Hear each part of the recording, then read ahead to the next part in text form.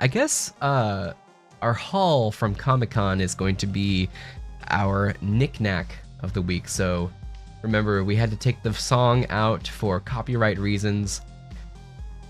So here it is. See,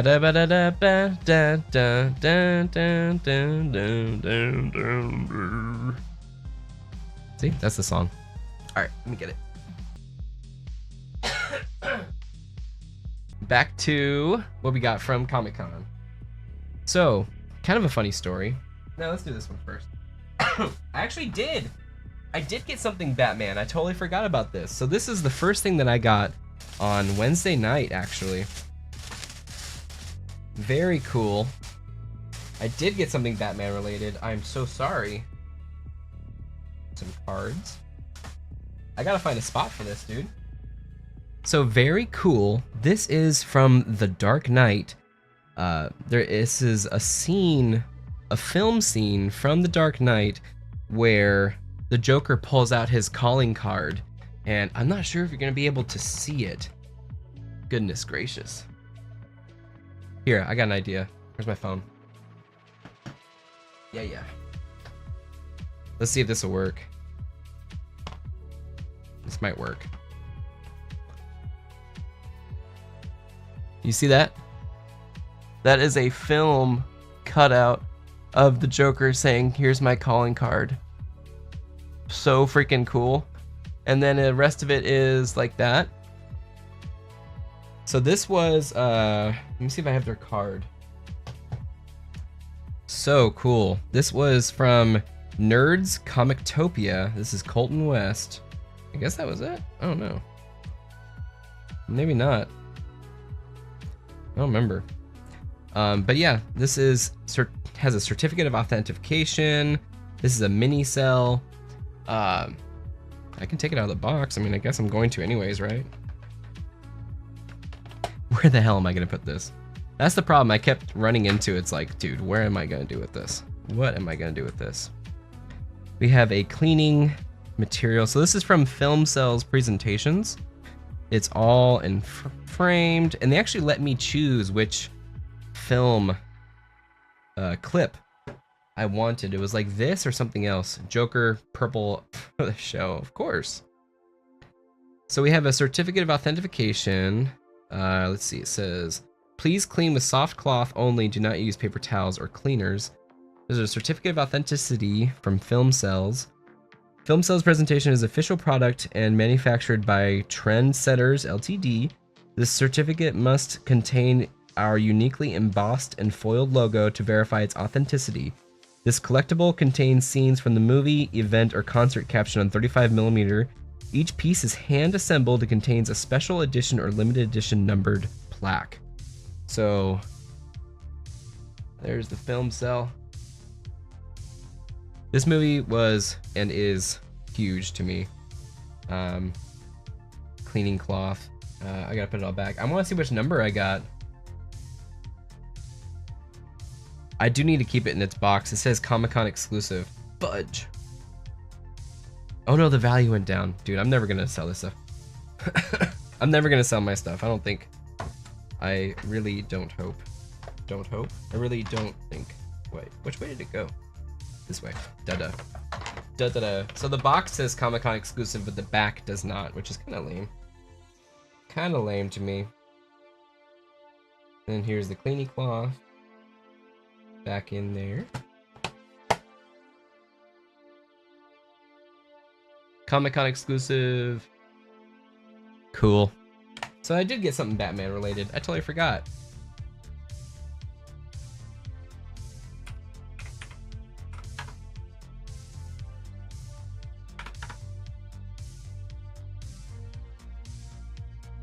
Yeah, it's never been removed. I know what you're talking about. Never been. You guys are lying. Never has. So that's the first night, and the kind of funny story too. I got. I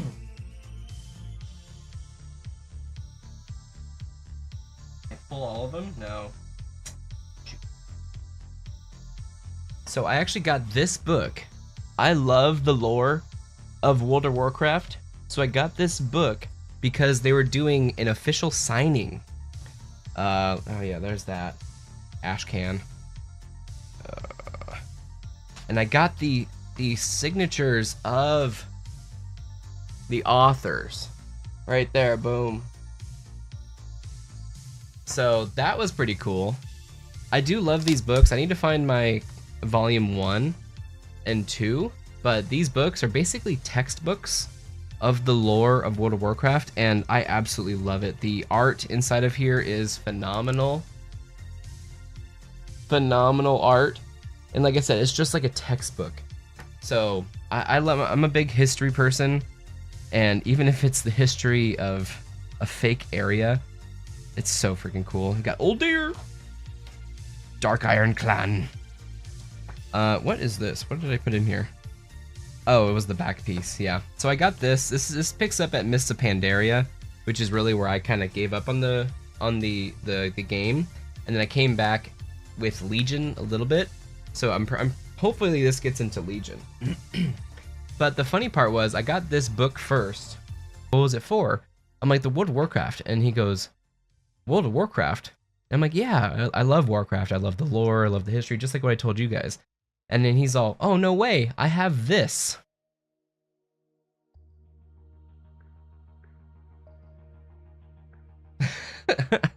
Do you want it?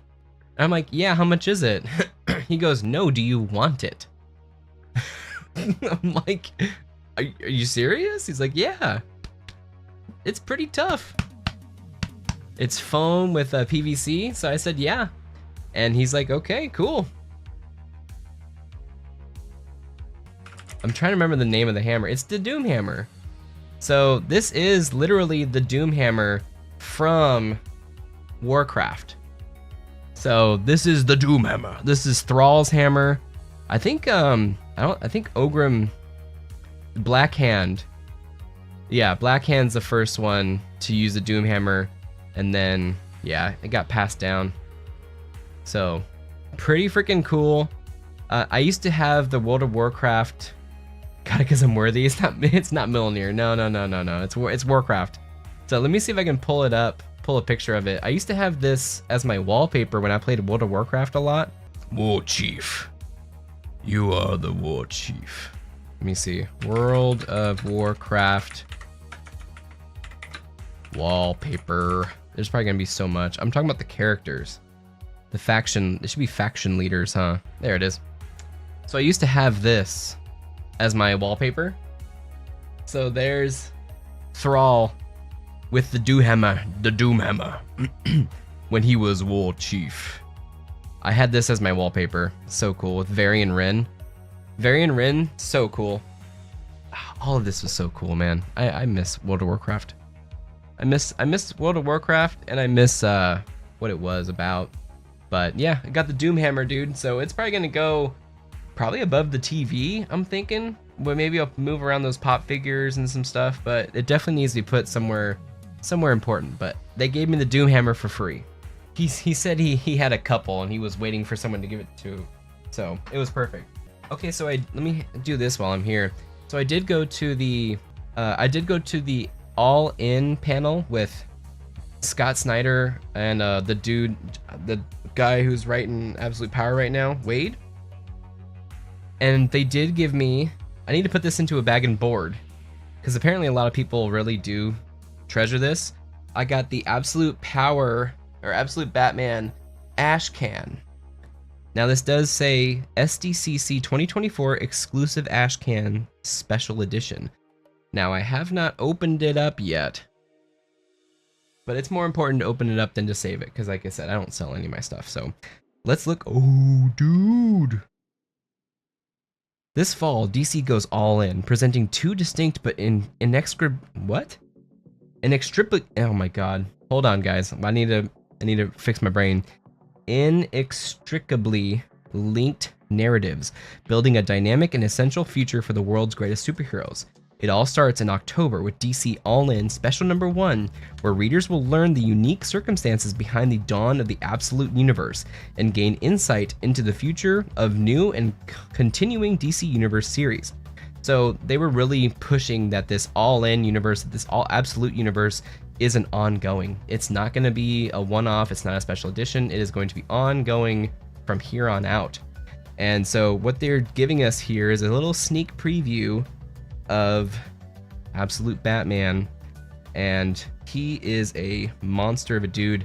Now the first villain that Absolute Batman is kind of going into is going to be Black Mask. And then again, we have a new take on Batman. We have a new take on Alfred. Look at what he's doing with his cape. His cape, I do believe, is like manufactured. It's like engineered to have this hook patterns and stuff in there. Like there's a rail system or something. Really crazy stuff. Then here he is, like basically going on stilts. Look at that top one. He's like going on his stilts of his thing and kicking ass.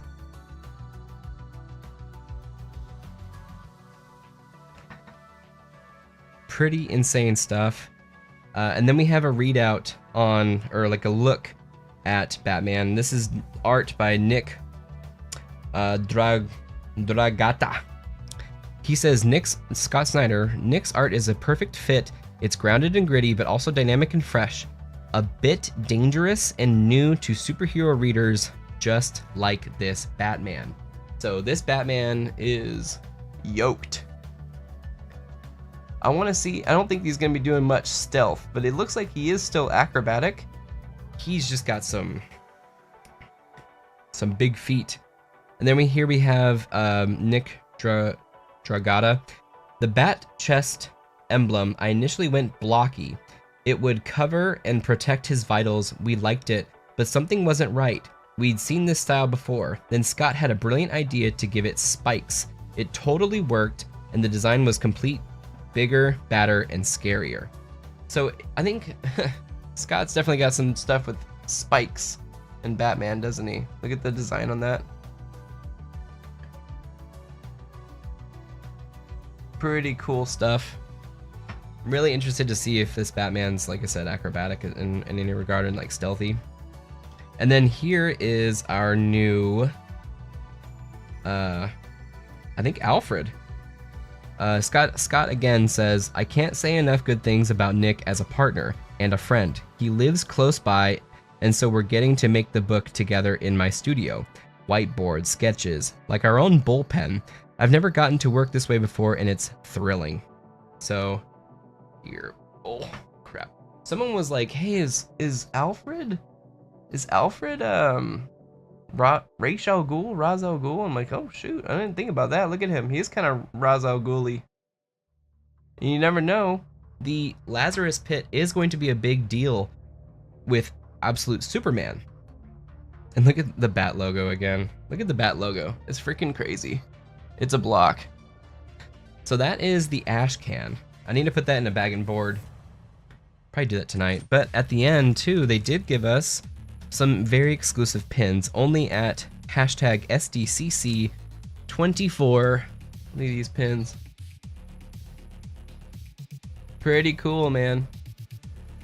Pretty cool. So yeah, that was the Batman panel.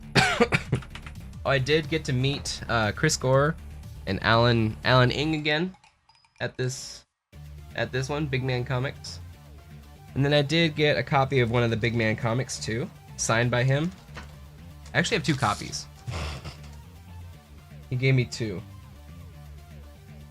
So I figured may as well, if you're hosting them, I'll support. So All American Lawman, Dean Cain.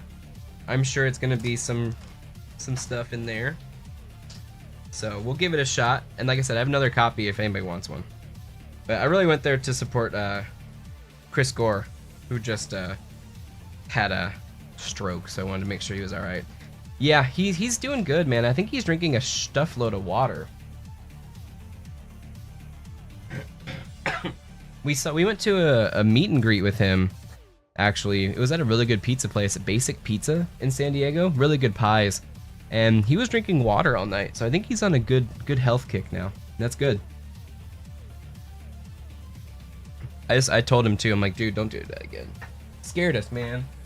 I got a button from Dragon Age, the new Dragon Age game.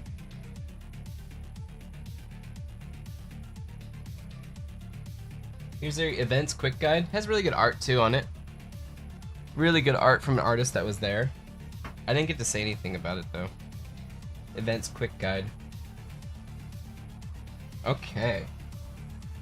What else do we have? Oh yeah, this is what I got from the Hasbro booth. They gave me a Hasbro Pulse button. That was like exclusive for like the first night, I guess. Oh, come on now. I did get 2 Roosevelt shirts too, but I don't know if you guys really cared about that. I got my Yesterday's pin. I always get a Yesterday's pin that says the year. It's pretty. It's a blue one this year. It's really pretty. And then I got the daily pin. The daily pin. This was the Thursday pin. It's black, white, and a little bit of red. So I like that one. That was the Thursday pin. Kind of cool story. I was in line for Yesterday's, and then I had a ticket to go to Roosevelt's to get the exclusive shirt for the day. And I'm like, man, I'm not gonna make it. And the guy in front of me was like, hey man, I'll buy your button, your pin, and then meet up with you. And I'm like, I'm not used to people being nice. I'm used to people like wanting to take advantage or something. And so I'm like, I thought about it. And I'm like, okay, whatever. If he ends up running off on me or whatever with my $10, then I can come the next day and try again. But he was so kind. I was like, I gave him 15. I think it's $10 each pin. I'm like, hey, here's 5 for your trouble. I appreciate it. And then he shows up and he's like, I know you said you didn't want the daily pin, but I just got it for you. I'm like, dude, you didn't have to do that. So I think his Fudge, what was his name? It was a long time ago now, but hey man, if you're out there, thank you again. Thank you again. What else do we have? Oh, I did go to Carl Strauss to support Mega 64, and then they gave me this, and then a bottle opener. It's a nice bottle opener. You know, I work for the beer industry, and this is actually a pretty good one. And then they gave me, I got a bottle back there. It's a, what do you call it? But look what we have here. We have some comics. We got some old back issues. So I'm gonna go, oof, yeah. I'm gonna do another like pull list right here. You guys ready? Like, it's kind of out of order. I kind of was on a really big spree after is all my comics here? They are here, right? They are here, okay. I was like, what the fudge? Yeah, they're here. So I was like on a big comic spree after the Saturday event. So I got Uncanny X-Men issue number 145 with Doom and Storm. Pretty cool book. I wanted to take the things off. Yeah, I paid 20 for it. I probably overpaid for all this stuff. It's fine. It's fine. If I just put these into slabs and they sit on my shelf or whatever for the rest of my life, that's completely fine. Like, we'll see. We'll see how good the stuff is. I kind of have a funny story, and we'll talk about it in a second. Now I can talk about it now. But this one, I love the cover. I do love this outfit with Storm. It's so ironic that that's the Storm outfit that cosplayer was wearing in my new video. It's kind of ironic. Are you going to be going to Comic-Cons where Hasbro will be this year? Hey Mandalorian, how are you, man? It's been a while, hasn't it? Where is Hasbro going to be? Are they going to be at LA Comic-Con? So the only ones that I used to go to was WonderCon and Comic-Con in San Diego. I was thinking about going to Anime Expo, but I didn't. It was July and it was a lot. And then I wanted to kind of go to LA Comic-Con, but dude, getting COVID sucked.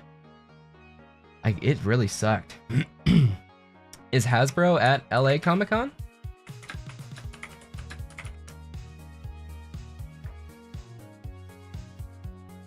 LA Comic-Con definitely has a lot of what do you call it? Celebrities. Comics. I would love to go comic hunting and see how much different the comic hunting is. Shopping. It's mostly shopping at San Diego Comic-Con. Mostly shopping. No, it's a big party too. How much are tickets? I need to reach out to them again about press tickets. It's because they were doing early bird pricing, so Friday is $47, 3-day weekend pass is $114. That's not bad. The sucky part with LA might be parking. I have no idea. Do you know where Hasbro is going to be? I can look. I'm not really like planning on flying out anywhere. It has to be somewhere locally. I did miss out on Midsummer Scream. Midsummer Scream I've wanted to go to for years because I love Halloween stuff. It's at Long Beach Convention Center and it looks like a fun time. It looks like it's getting even larger and larger. I'm thinking like maybe next year for Comic-Con, maybe I'll just go for a couple days rather than the whole weekend and then come back and then go to Long Beach. I don't know, I think that would be kind of fun. Okay, so another thing that I do like about a lot of stuff from the 90s that people don't like. So a lot of the stuff that was overprinted in the early 90s, like the X-Men, that kind of thing. I'm fond of it because I was not able to buy them at the time. I went to the library and rented out a bunch of books when I was a kid, but I always had to return them. I never got to keep them. So another character at that time that was kind of big, but people didn't like it, was Azrael. I love the design of Azrael. I think it's so freaking bonkers. And look at the design of this bat, dude. The freaking ears are insane. So early 90s Batman is something definitely near and dear to my heart. This is something that I probably would get slabbed too. I just think it's so bonkers. The design of Azrael as Batman is so cool. So, does it say what year this is from? This is August of 94. August of 94, dude. So cool. I love Azrael. I think Azrael Batman is sick. It's so bonkers. And then I kind of went into like some weird, like some really weird old stuff. So this is from 1968. And I don't know if this is, you know, racist or something, but I thought it was definitely something that Marvel doesn't want you to see. And this is War is Hell by Marvel Comics Group. And good lord. I think this is a great historical piece. I think the design is so crazy. I saw it and I'm just like, it says the weirdest combat series of all time. So I saw it. It's definitely not a good comic. We got a bunch of cracks and stuff like that in here. It's probably a $5 comic no matter what, but I mean, dude, it's dastardly, it's kind of grotesque, and it's definitely from 1968. So I love this kind of stuff too. It says Fury in the Far East as John Kowalski fights to save the life of the woman he loves. Death duel. So pretty bonkers.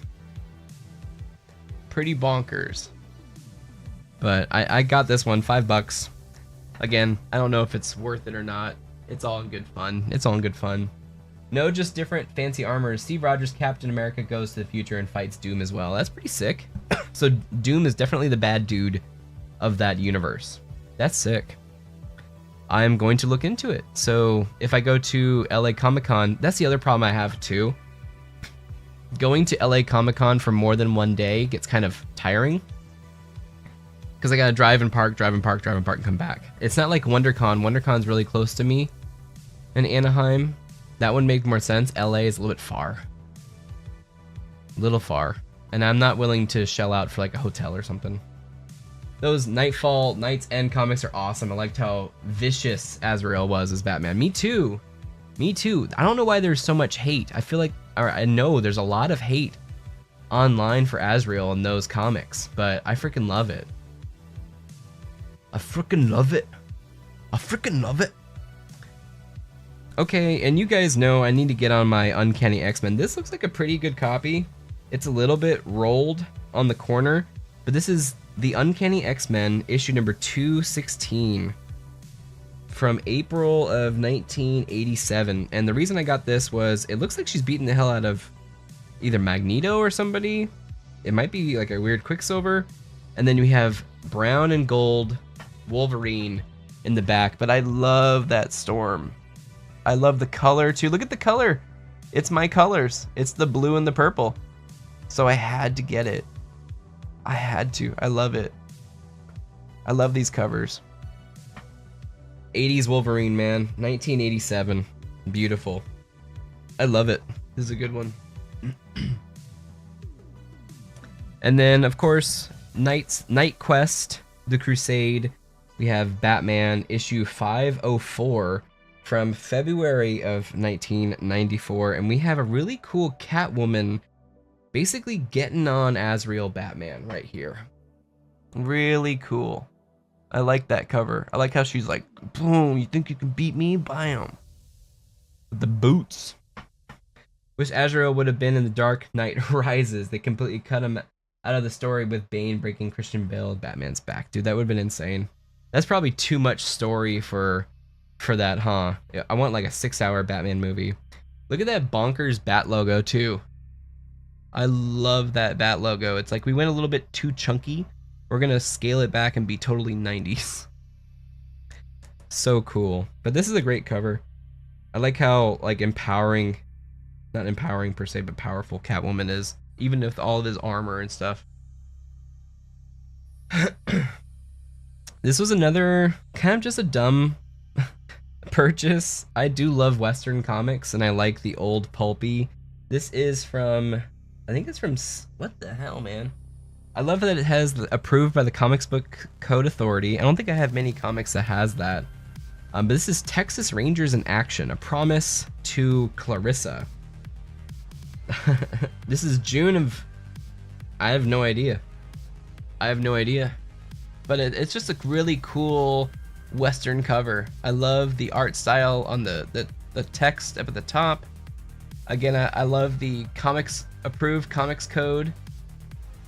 And it's just old school. So I love it. Again, it was $3. I'm like, whatever, dude. You can have the $3. All right, now these older comics. I got these older comics right here. Again, these aren't really good copies. I saw better copies later, and they definitely were priced better. But yeah, these ones, after the Doctor Doom announcement, I kind of went on a Doctor Doom kick. It was better than nothing. That's true. I went on a little bit of a Doctor Doom kick, so I got that Uncanny X-Men, because I do love Uncanny X-Men covers, but then I went a little bit older, so I went the Astonishing Tales featuring Kazar and Doctor Doom. It's like a double feature. This was a $10 comic. I think it's probably less than that because of the quality. Me too. I'm definitely going to get into more of these old pulpy comics, but I'm sure if I get this grade, it'll be like a 2 or a 3. I don't even know if it's worth the $25 of adding it into a box. But I don't even care. I love this one. Had really good color, and just the top. The bottom is really well kept, but the top is just so. It's really gnarled at the top. It probably would have been a $5 comic, but whatever. And then I got another Kazar and Doctor Doom. This one though, I thought was pretty rad. Again, we got the old Comic Books Authority, but the problem is at the very top right.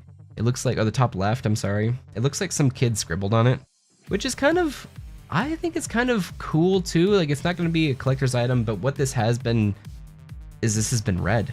This has been read by a kid in the what, 60s, 70s? Like, I don't know. It's pretty cool. It's kind of cool to have, I think someone wrote their name too, Philip. So Philip, if you're out there, I have your old comic, man. And otherwise, it is a well-kept comic. The crease, the fold is a little bit rough, but this actually has a Red Skull. So I thought that was kind of cool. Like, he's fighting Red Skull, dude. And then there it is, Mr. Phillip. Mr. Phillip up there. I have your comic. I purchased your comic. This was $5. So you can see on the crease is kind of gnarled right there. But I do love this old stuff, and again, if I go to LA Comic-Con, we'll see for maybe a day, we'll do some shooting, like of cosplays, of stuff. I really do want to look at it. It was read, owned, maybe loved. That's beautiful. See, I think that's beautiful. I think that's kind of more important. Maybe I'm just trying to, reason with it not being worth more, but I think that's beautiful. This was loved. You're right, bro. Damn, you're bringing a tear to my eye, bro. That sucks. Chug a monster. Someone famous named Phil. Yeah, Phil. I don't know anybody famous named Phil. Do you get? Maybe. Yeah, probably. I do need a Phil. And then finally,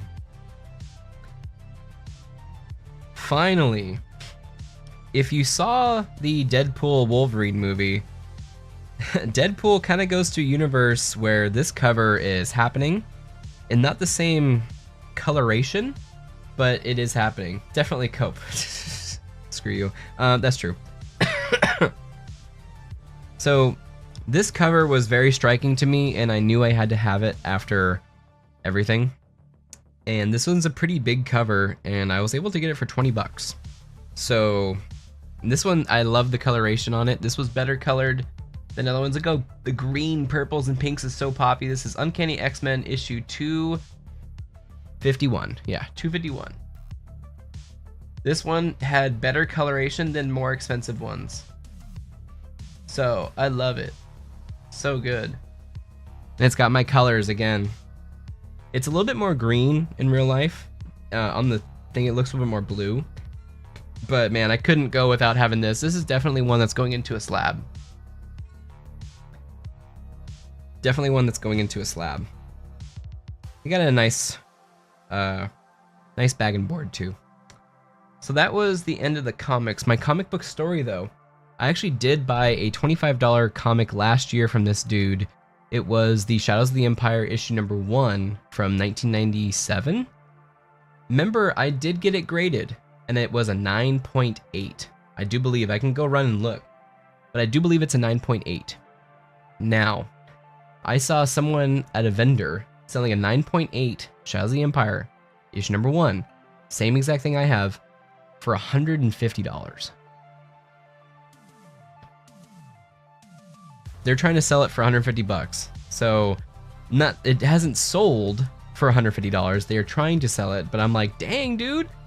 I put a $25 investment into a $25 item, and technically someone's trying to sell it for $100 more than that. So pretty good. I'm not gonna part with it, that's for sure. I was surprised when it showed all the Deadpools that it didn't show the blue and yellow X-Men costume Deadpool. Yeah. They kind of went for more funny Deadpools that they could get a cameo in. So like Headpool was Nathan Fillion, Cowboy Pool was Matthew McConaughey, of course Lady Deadpool was Blake Lively, that kind of thing. So they're definitely looking for more cameo-centric stuff. I do have a couple of clothing items from one of my favorite YouTube groups, and it's kind of funny. They gave me this beautiful bag. Mega 64. They have really great graphic design. Did you buy any figures or statues? I did not. I didn't get to, no. I instead got art and these shirts. I really couldn't find any toys I wanted, man. Or statues. I really couldn't. So this one's kind of cool. It's Evangelion. And the funny part is, this dude's daughter drew that. So that was pretty cool. I love it. I'll wear it. And then we got this long sleeve sweatshirt. And I always, every single year from Mega 64, for 10 years now, I've been going and getting at least one piece of merch. Pretty cool.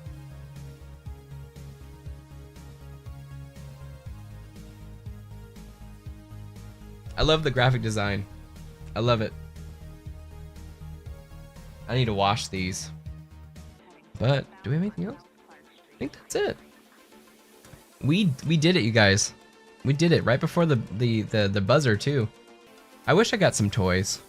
I wish I got toys, but couldn't find anything that I really wanted, you know. And then like I said, for toys, I really do want it to say SDCC exclusive.